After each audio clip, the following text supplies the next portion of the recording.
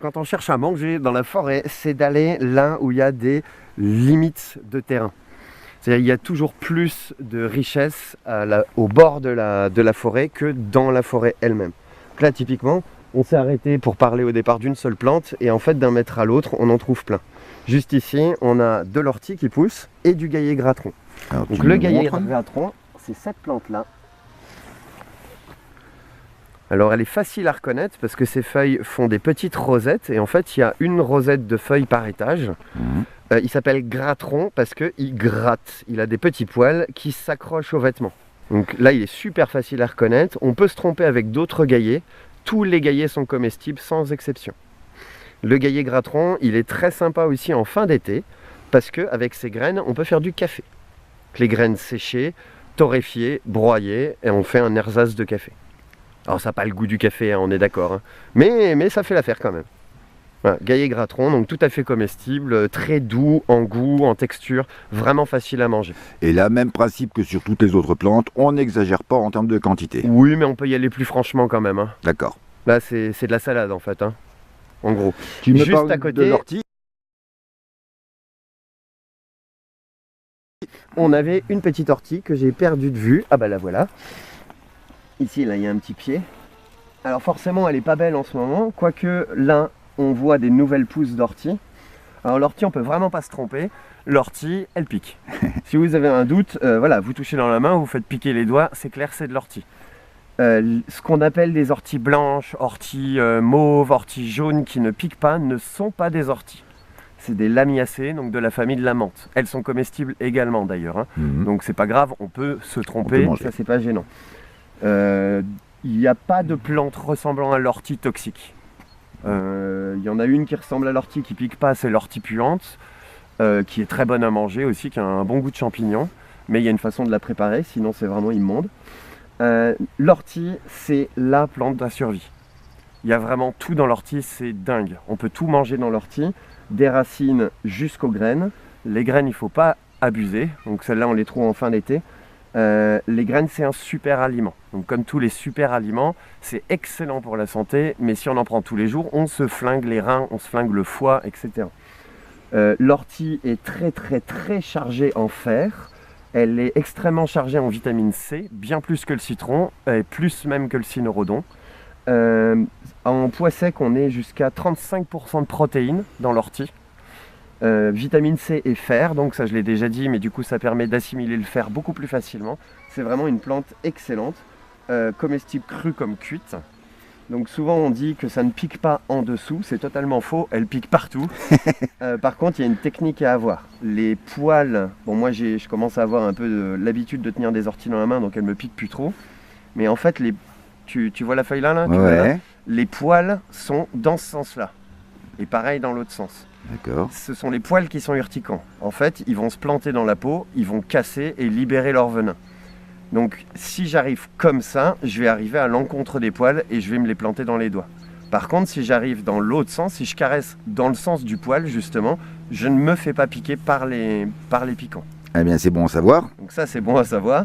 Alors, on peut la manger telle quelle. Moi, je connaissais un papy qui broutait des orties comme ça. Il les prenait, il les mangeait en bouche. Je vous avoue, j'ai essayé. J'ai un peu de mal quand même. Telle quelle, il faut prendre les jeunes feuilles. C'est les meilleures, les plus tendres. C'est très facile, en fait. Alors, là, je ne vais pas les manger parce que, pareil, il y a sûrement des chiens qui sont venus se soulager dessus. Mais donc, on prend la jeune ortie, donc toujours dans le sens du poil. Voilà. Et on va en former une petite boule. Une fois qu'on a fait cette boule, on écrase la boule, ça va permettre de casser en fait les poils urticants et après on peut la mettre en bouche sans aucun souci. D'accord. Ou alors on peut faire une bonne soupe. Voilà, après dans la mesure où l'ortie est séchée ou l'ortie est cuite, l'une ou l'autre, les poils ne sont plus urticants. Donc on prend des orties, on les fait cuire dans de l'eau, on peut manger ça sans aucun souci, c'est hyper facile à manger. Et sans modération. Et sans modération, ça fait partie des... Vraiment, c'est la plante qui a sauvé le peuple français de la famine. À chaque famine, en fait, on s'est rabattu sur l'ortie, en fait. C'est bon à savoir. C'est vraiment une plante géniale.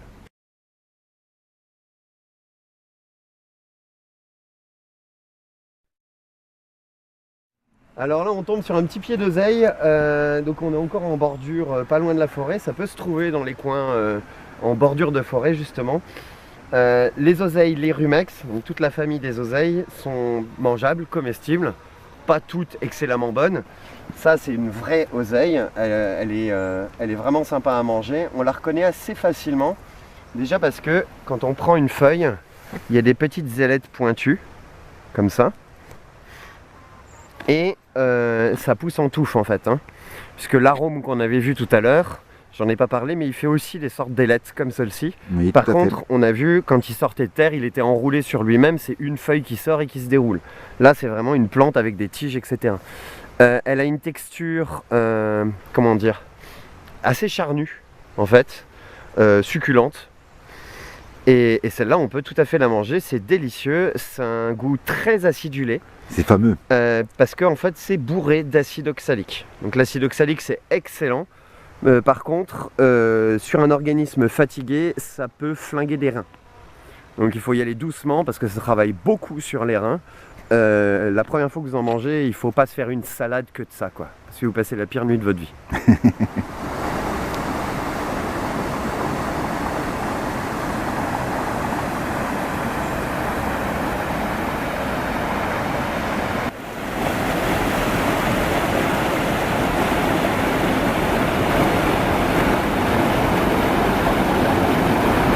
Donc là, Antoine, il a fait très froid cette nuit, donc mais à ma foi, certaines plantes commencent tout doucement à mourir. Et nous trouvons quand même un mouron blanc. Alors le mouron blanc, il est un peu morflé là, mais il est un peu protégé par les herbes hautes. Celui-là, on va le trouver souvent au bord des champs, en bord de chemin, etc. C'est une très bonne plante à consommer, très facile à consommer. Elle est très douce, que ce soit en texture ou en goût. Là, vraiment, c'est une salade. Le mouron blanc, il est appelé comme ça parce qu'il fait des toutes petites fleurs blanches. Alors là, forcément, c'est pas du tout la période. Ça fait des tiges.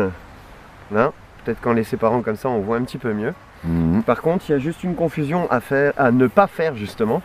Il existe deux mourons chez nous, mouron blanc et mouron rouge. Le blanc, c'est celui-ci, est délicieux. Le rouge, il est toxique. D'accord. Il y a deux différences énormes. Déjà, forcément, c'est la couleur des fleurs. Le mouron rouge, il a des fleurs rouges, le mouron blanc, des fleurs blanches. Et là, alors ça ne pourra pas se voir sur celui-ci, peut-être à la caméra, encore que, enfin à l'œil nu, ça se voit. Il faudrait vraiment que tu zoomes à mort sur la tige, je ne sais pas si on voit. Il y a une toute petite crête de poils. Non, j'arrive pas à le choper, malheureusement. Quand on regarde comme ça se voit vraiment bien. Alors, Il y a attends, juste une ligne de poils. Mouron blanc, on a une ligne de poils, une seule ligne de poils sur la tige qui fait toute la longueur de la tige. Sur le mouron rouge, le mouron rouge est totalement glabre. Donc il n'y a pas de poils du tout. Donc avec ça, on est vraiment sûr de ne pas se tromper. Pour identifier le mouron aussi, si on a un petit doute, parce que ça n'a pas d'odeur caractéristique, donc ça ne sert à rien de le froisser pour sentir, on peut casser la tige et en fait, la nervure centrale ne casse pas tout de suite. D'accord. Tu vois là? Ouais. On voit les deux morceaux de tige restent attachés par la nervure centrale. Ça, c'est typique du mouron. Ok.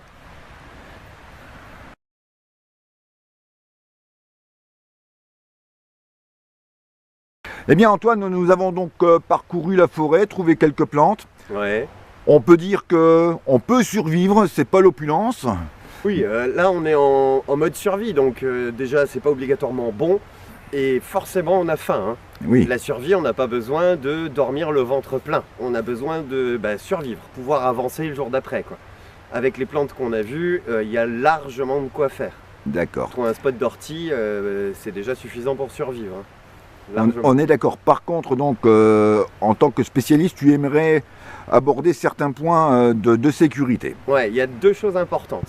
Alors, déjà, forcément, même trois choses. Première chose, on ne consomme pas une plante dont on n'est pas sûr de l'origine. Enfin, on sait pas, si on n'est pas exactement sûr de ce que c'est, on ne consomme pas. Avec des vidéos, on ne peut pas vraiment se rendre compte. Ce qu'il faut faire, c'est des stages.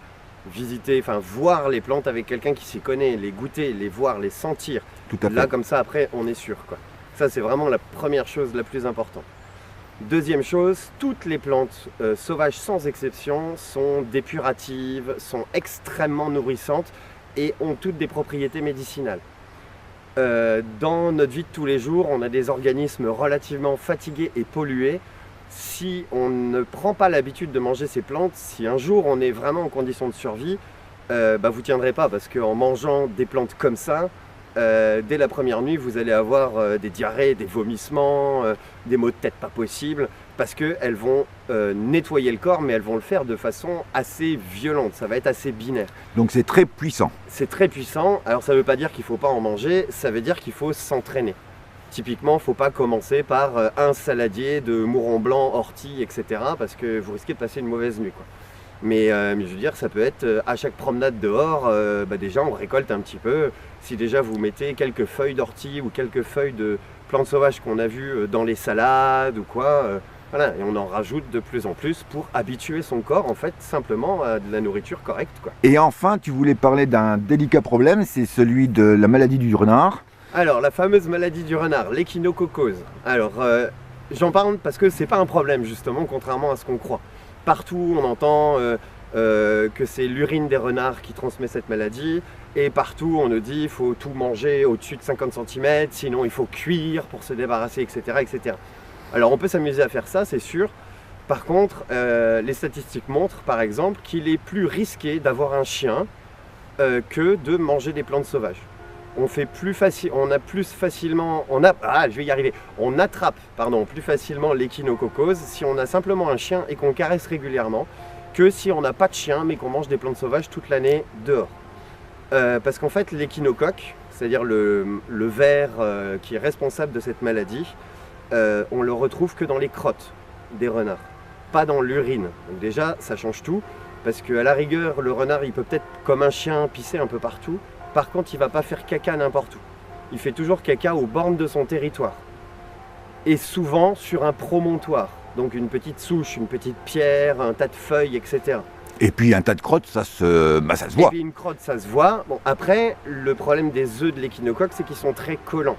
C'est-à-dire que le renard qui est infecté, il fait son caca, il pleut, le caca a disparu, les œufs sont toujours à cet endroit-là. D'accord. S'il y a une règle pour être vraiment sûr, c'est de ne pas consommer de plantes qui sont à proximité de passage à gibier. Parce que souvent les chemins sont aussi des frontières de territoire pour les renards. Donc potentiellement il peut y avoir une crotte à cet endroit-là. Moi j'avoue que je fais pas ça, je m'en fiche, je consomme quoi, point. Mais voilà, s'il y a une règle c'est ça. Et après si vraiment vous voulez être sûr, cuisez et là vous êtes. Et ça ne dispense pas de laver de toute façon. On peut laver à l'eau claire. J'avoue aussi que moi je ne lave pas. mais on peut tout à fait laver. Après c'est toujours pareil, là si on est en mode survie, laver avec quoi? Avec de l'eau qui va nous servir à boire. Oui. Donc du coup on lave pas et on mange quoi, point. Même Antoine, je te remercie et j'espère qu'on va pouvoir se retrouver sur d'autres lieux. Et pourquoi pas, c'était ma première vidéo, c'était pas évident pour moi et j'espère qu'on a apporté quelque chose à au moins quelqu'un. À bientôt.